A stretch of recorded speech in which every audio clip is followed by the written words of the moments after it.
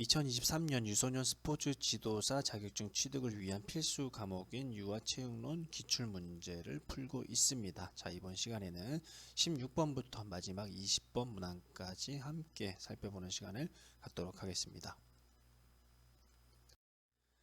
자, 16번 기본 움직임 기술에 대한 대군 운동 발달 검사 TGMD에서 검사 항목과 수행 기준이 적절하지 않은 것은? 이라는 문제가 나왔습니다. 자, 1번 이동 운동 달리기 15m 팔꿈치를 구부리고 팔과 다리는 엇갈려 움직인다. 2번 이동 운동 제자리 멀뛰기 던지는 팔과 반대쪽 발을 내딛는 무게를 이동시킨다. 자, 요거는 너무 쉽죠? TGMD를 모른다고 하더라도 제자리 멀리뛰기가 수행 기준과 맞지 않는다는 것은 누구나 발견할 수 있었을 겁니다. 수행 기준은 어떤 건가요? 공 던지기, 물체 던지기 이런 것과 관련이 있겠습니다. 그래서 정답은 2번입니다. 밑에 이제 조작운동 던지기, 조작운동 공차기는 모두 다 그 맞는 설명이고요. 해설 보겠습니다.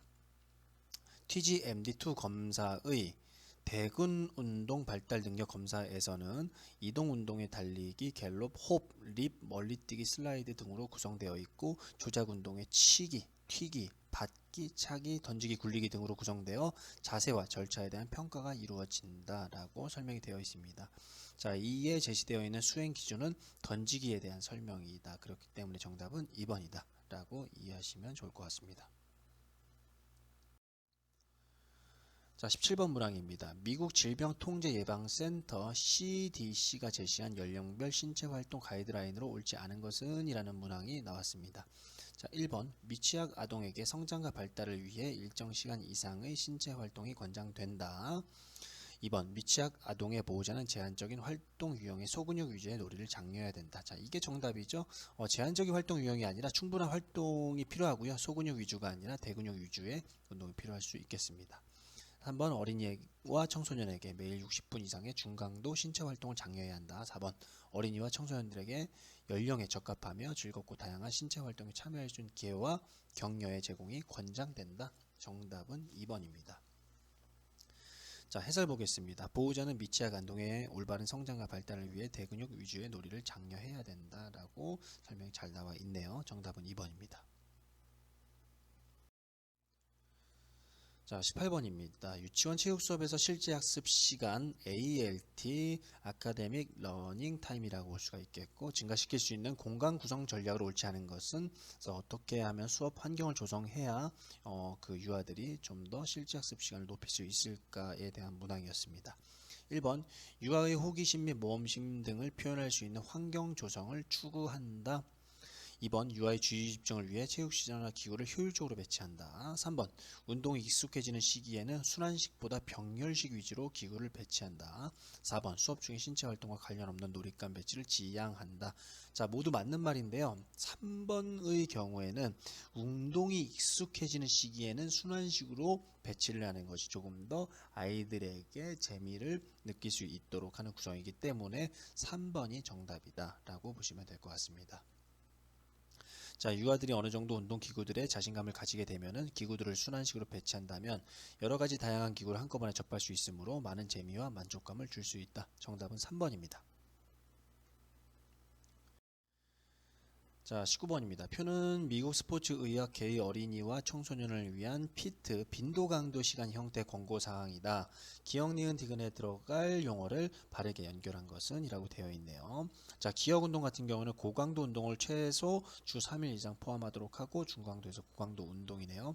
이게 유산소일지 무산소일지는 아직 모르겠습니다. 자, 니은 같은 경우에는 주 3일 이상 체중 또는 8에서 15회 반복 가능한 무게로서 해야 됩니다. 자, 이건 저항 운동이 될 수가 있겠죠. 심폐체력이나 뼈 강화와는 맞지 않습니다. 그래서 2번이나 3번 중에 정답이 되겠고요. 그렇게 되면 기억 같은 경우도 유산소 운동이 될 수가 있겠네요. 그죠? 예, 유산소 운동이든 무산소 운동이든 모두 다 해당이 될 수가 있었는데 여기는 무산소 운동이다, 유산소 운동이다 라고 볼 수가 있겠고요. 디귿입니다. 주 3일 이상이고요. 충격이나 기계적 부하와 같이 부하를 주는 신체활동의 운동 자극입니다. 부하가 나왔기 때문에 여기서는 평형성이라기보다는 뼈 강화 운동에 가깝습니다. 그래서 정답은 3번이다 라고 보시면 될 것 같고요. 기억은 심박수와 호흡이 눈에 띌 정도로 증가하는 중강도에서 심박수와 호흡이 많이 증가하는 고강도 운동을 포함하는 유산소 운동에 해당하고, 니은은 근력 향상을 위해 체중을 저항으로 사용하거나 8에서 15회 반복하는 저항 운동에 해당하며, 디귿은 충격 또는 근력 발현을 통해 중등도에서 강하게 뼈에 부하를 주어 활동을 하는 뼈 강화 운동에 해당이 된다. 그래서 정답은 3번이다 라고 보시면 될 것 같습니다.